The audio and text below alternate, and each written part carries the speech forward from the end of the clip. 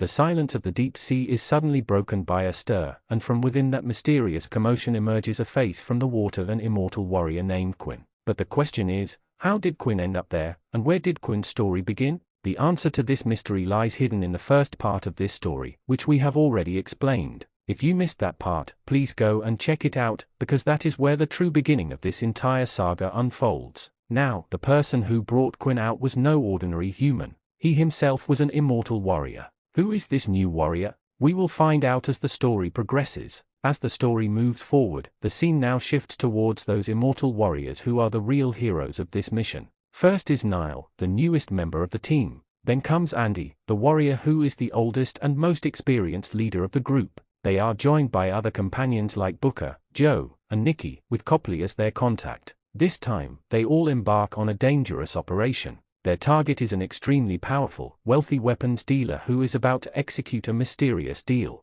The greatest strength of these warriors is their immortality. No matter how badly they are injured, shot, slashed, or bones broken, their bodies heal automatically within moments. This is why these warriors have been alive for thousands of years, with Andy being over 5,000 years old. However, they have made a rule for themselves for living this long. Every few decades, they must change their identities and leave their location so that no one can discover they are truly immortal. Under this cloak of anonymity, they eliminate the world's most dangerous criminals. Some time ago, they made a deal with Copley. He would provide them with information about those who are a threat to humanity, and these immortal warriors would silently eliminate them. But there was a strict condition: no evidence of their presence should remain on land, water, or air. The center of the mission is a man named Conrad, an international arms dealer who is about to make a big deal with an unknown person. This deal was so dangerous that if not stopped in time, it would have guaranteed devastation in the world. This is why Copley activated Andy and her team once again.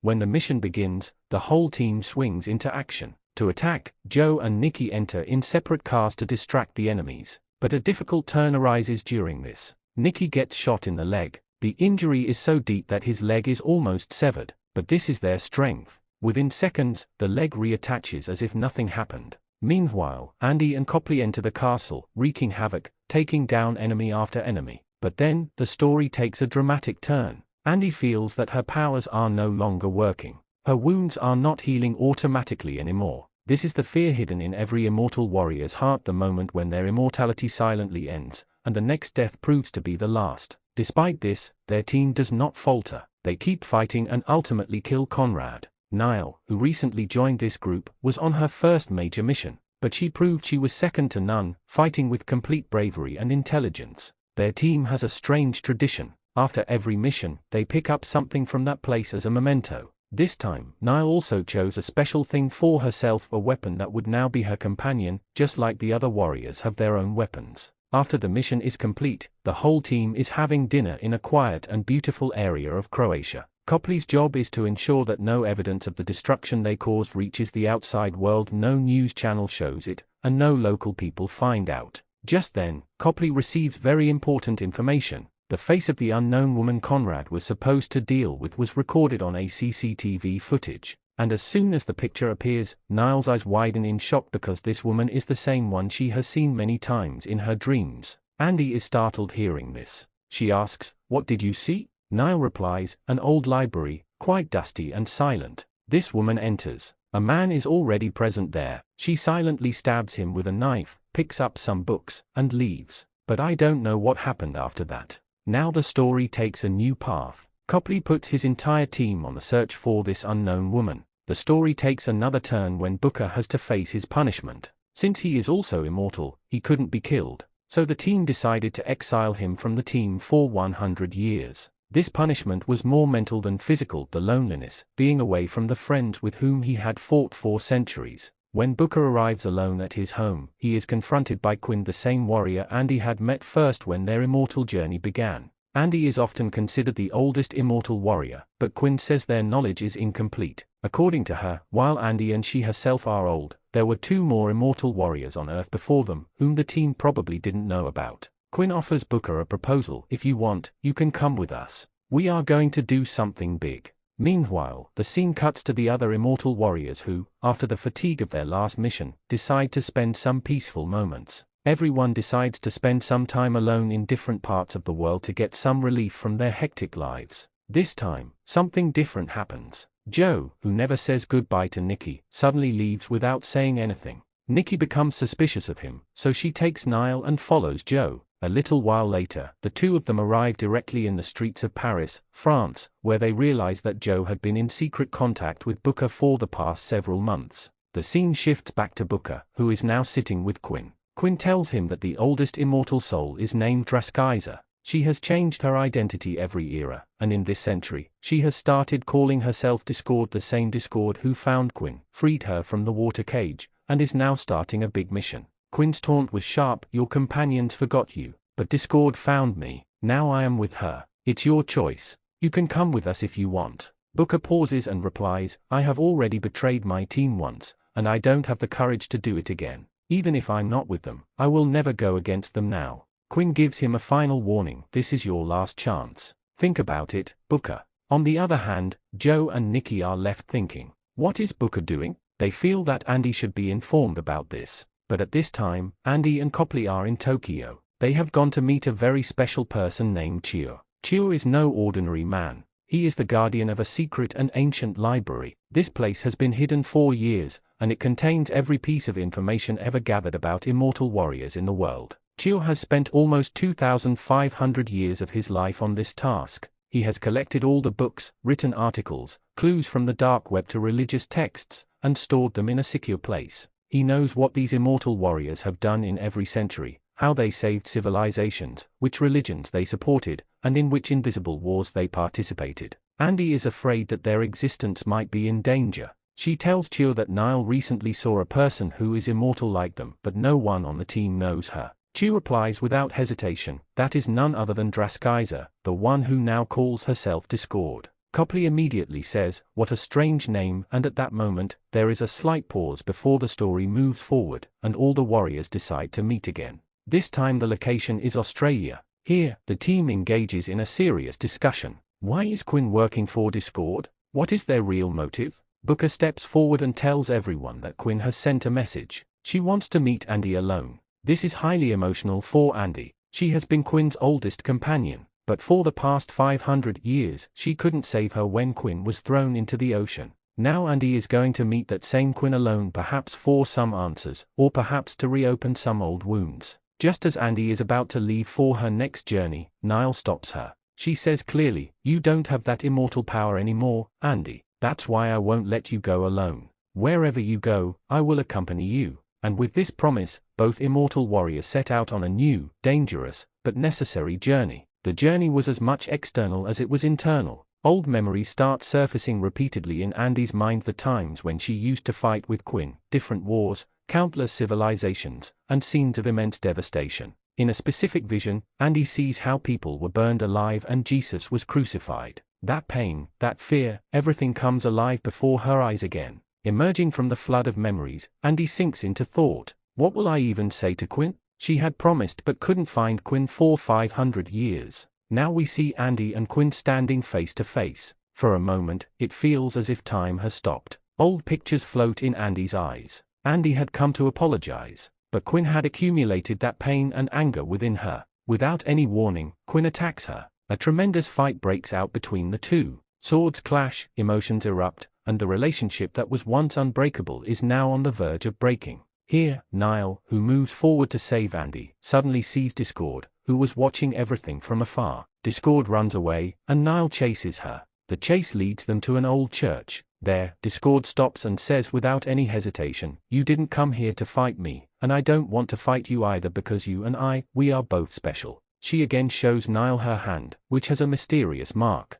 A similar mark was on her own hand. Discord says softly, "This mark is proof that I am the first immortal warrior, and you are the last. After you, no new immortal warrior will be born on this earth. Think, Niall, if we both join together, what can't we do? We can change the world. Money, fame, power, everything can be ours. I want you to come with me." But Niall quietly steps back and leaves without a word. Meanwhile, the scene cuts to Andy, who is still struggling with the fight with Quinn and the heavy memories of the past. On the other hand, the other team members are contemplating their next move. Just then, Chio, who is deeply immersed in his research, gives Booker an important piece of information. Chiyo says, recently, in a book, I read a shocking piece of information. It is written that if an immortal warrior with the mark attacks another immortal warrior, all their healing powers can be lost. And if, before dying, they want to transfer all their powers to someone else, that is also possible. Meanwhile, the team receives another dangerous news. An underground nuclear reactor plant in Singapore has been overtaken by some people. The security guards there have been taken hostage, and there is a danger of a massive explosion at any moment. Now, there are no options left. The whole team comes together once again, but this time, a small test is necessary. Booker knows that if powers can really be transferred by Niall's attack, this must be tested. Therefore, he steps forward to let Niall attack him. Niall's sword injures Booker, and it becomes clear that Booker's powers are gone. He is no longer immortal. Booker confirms to Chiyo that what he read in the book was true. Now everything is clear. Discord wants Niall to join her team and then together eliminate all the other immortal warriors. And once that happens, she will probably throw Niall somewhere from where no one will ever be able to find her again. Now the team prepares again with their old warfare tactics, their old weapons, their speed, and that spirit to enter the field once more. A terrible confrontation begins at that nuclear plant in Singapore. Discord's people are equipped with technology, laser guns, artificial intelligence, traps, they have everything. But the immortal warriors' powers are no less than any machine. They get shot, slashed, but they still get up. After every attack, they become stronger, and as the team reaches near the control room, a scene arrives where only Andy and Booker are left. The rest of the team is left behind. By now, Booker's powers were gone, and Andy had nothing left either. But then Booker makes a big decision. He wants to transfer his remaining energy into Andy. Slowly, Andy's wounds start healing, and she understands that she cannot retreat now. Booker says, smiling, "You always used to say, I will go foremost, right? So now the time has come." But Andy is still hesitant. She says, "I can't. I don't have that strength." As soon as Booker tells Andy that he has given all his immortal powers to her, a new energy awakens within Andy. She was not among those who would retreat now. Gathering courage, she moves forward once again to face the enemies head-on. Meanwhile, Booker stays back, taking responsibility for the safety of the other companions. But his biggest weakness was that he was no longer immortal, and taking advantage of this, the guards stationed there shower him with bullets. Andy watches everything happen before her eyes. A warrior who had stood by her for 2,000 years has left her forever today. This moment was extremely heavy for Andy. She cannot control herself and starts hitting the walls forcefully. But those walls were made of stainless steel and the world's strongest glass. Breaking them was impossible. Standing at this mutual point of defeat and sorrow, Andy was now completely broken. She was tired. Amidst all this, Discord's web was in full control. She was keeping an eye on everyone through the cameras. On the other hand, Niall and Quinn had come face to face. Both immortal, and both equipped with their traditional weapons, Quinn with her sword and Niall with a spear. The fight begins, and by mistake, Niall's spear hits Quinn. And as the blood flows, it doesn't stop. Quinn is stunned seeing this. Her immortal power was now gone. She wonders why Discord hid the truth from her. If a marked immortal warrior attacks another, their powers can be lost forever. During this, a liquid nitrogen gas is released on the other three warriors. Their bodies freeze completely, and they are packed and taken away in a helicopter. Andy somehow pulls herself together and rises again to save Niall and the other companions. But by then, Discord had already boarded the helicopter. However, killing Andy was not her aim. She wanted a final face-to-face fight, without any tricks or weapons. She signals the helicopter to hover above and gets down herself, standing before Andy. Now the two veteran warriors were face-to-face. Thousands of years of battle experience, mastery of different arts, both knew how to fight in every style. A tremendous fight ensues between them. But in the end, Discord finds an opportunity and cuts both of Andy's legs. Then she stabs a knife into her stomach. After this, she boards the helicopter and leaves. During this, Quinn had been critically injured. So Discord first takes her to her secret underground library. There, she reads heaps of books, hoping to find some remedy to restore Quinn's powers. She also wanted to know if immortal powers could be divided half and half or not. But even after hours of search, she finds no concrete answer. But finally, Quinn and Discord make a decision. Now is the time to take revenge on their enemies. They are now fully prepared for the next attack with all their strength, and here the film ends. Well, this film had many twists where we got to see the power transfer theory, Niall's transformation, and many new backstories. This film was quite interesting. but another part is yet to come. Therefore, reaching a conclusion would be a bit premature. Well, that's all for this video for now. Please let us know by commenting how you like the story of the Old Guard too. We'll meet you again with another new interesting story, but as always, thank you until then.